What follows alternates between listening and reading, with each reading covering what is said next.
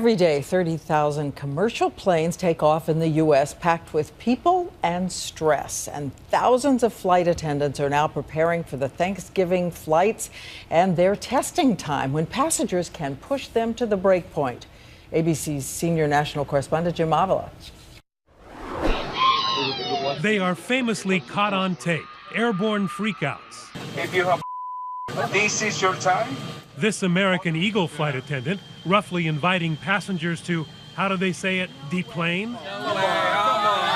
The infamous JetBlue flight attendant Stephen Slater, who grabbed a beer from the galley. You gonna lose your job?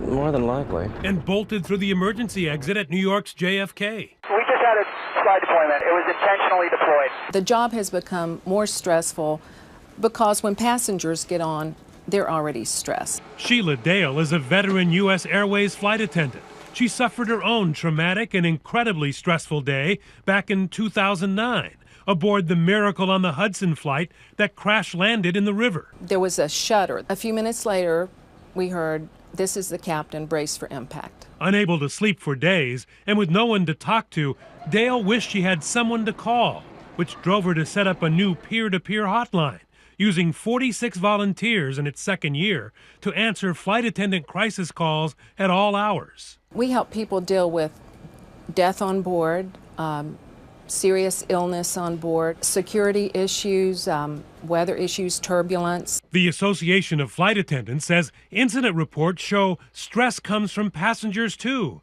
demanding drinks and cussing. Another did some karate moves, then rushed at her with his hands out in a choking way.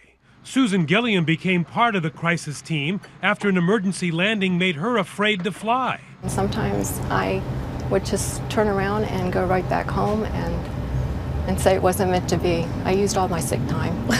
Aviation jobs are some of the most stressful in business today, and now flight attendants are learning to comfort each other as they try to prevent any more mid-air freakouts. Jim Avila, ABC News, Philadelphia.